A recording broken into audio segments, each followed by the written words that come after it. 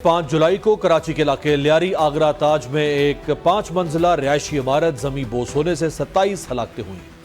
उस हादसे में 11 अफराद जख्मी भी हुए। इमारत में 12 खानदान रिहायश पजीर थे। रेस्क्यू ऑपरेशन 3 दिन जारी रहा, जिसमें भारी मशीनरी इस्तेमाल की गई और इमारत के मलबे से 3 बच्चे, 9 खवातीन और 15 मर्दों समेत 27 अफराद की लाशें निकाली गई। मरने वालों में 20 अफराद का ताल्लुक एक ही खानदान से था।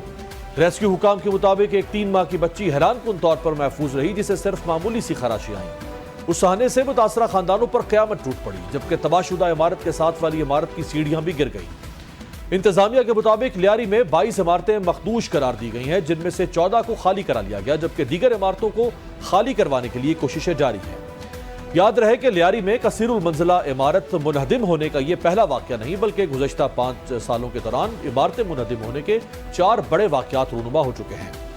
इन हादसात में 55 अफराद ने अपनी जानें गंवाई, जिनमें खवातीन और बच्चे भी शामिल थे, जबकि दर्जनों अफराद जख्मी हुए। यहाँ सवाल यह है कि क्या यह महज एक हादसा है? क्या इंतजामिया की जानिब से इमारत को मखदूश करार देकर उसे खाली कराने का नोटिस दिया गया था?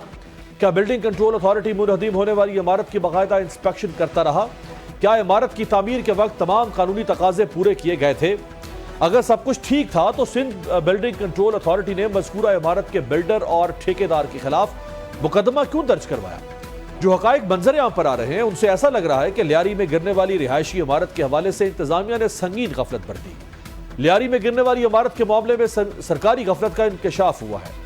सन 2022 के बाद मज़कूरा इमारत पर मजीद 2 गैर कानूनी फ्लोर्स बिल्डर्स माफिया की जानिब से सरकारी अफसरान की मुबैना मिली भगत के साथ तामीर कर दिए गए और निचली मंजिलों की मुरम्मत भी नहीं की गई। 2023 से 2025 के दौरान सरकारी कागजों में ये इमारत 3 मंजिला ही रही, लेकिन हकीकत में ये 5 मंजिला बन चुकी थी और दस्तावेजात में इस 5 मंजिला इमारत को 3 मंजिला इमारत दिखाकर खतरनाक करार दिया जाता रहा।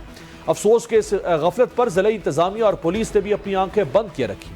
यानी ये इमारत 3 मंजिला थी जो सन 1974 में कायम की गई, लेकिन इस पर बाद अज़ां गैर कानूनी तौर पर 2 इजाफी फ्लोर्स और पेंट हाउस तामीर करके फरोख्त कर दिए गए।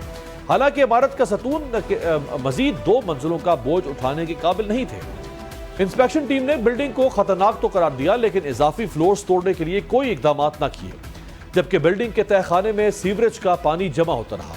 दूसरी जानिब लियारी से पाकिस्तान पीपल्स पार्टी के रुकन कौमी असम्बली नबील गबोल ने इमारत गिरने के वाक़े के जिम्मेदारों से मुस्ताफ़ी होने का मुतालबा किया था और कहा था कि सिर्फ मुकदमा काफ़ी नहीं। उन्होंने कहा कि सिंध बिल्डिंग कंट्रोल अथॉरिटी का डीजी डॉन है, अगर उसको कुछ कहेंगे तो ऊपर से फ़ोन आ जाएगा। सिंध बिल्डिंग कंट्रोल अथॉरिटी एक करप्ट इदारा है।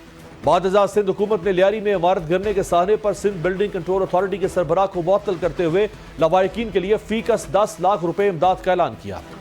मगरबी मुमालिक में तामीरात के हवाले से सख्त कवानीन लागू है और मुतल्लिका महकमा या इंतजामिया करप्शन का तसव्वुर भी नहीं कर सकते। बरतानिया में बिल्डिंग कंट्रोल का महकमा बाकायदगी से नई और पुरानी तामीरात का जायजा लेता रहता है। इमारत नई हो या पुरानी, अगर उसमें कोई खराबी पाई जाए तो ऐसी इमारत खाली करवा ली जाती है। जर्मनी में इमारतों की बाकायदा इंस्पेक्शन की जाती है। अगर ये एहलकार बिल्डिंग रेगुलेशन में किसी भी किस्म की खिलाफ वर्जी देखते हैं तो फौरी एक्शन लिया जाता है और यही सूरत हाल दुनिया के तमाम तरक्की याफ्ता और मुअज़्ज़ज़ ममालिक में पाई जाती है।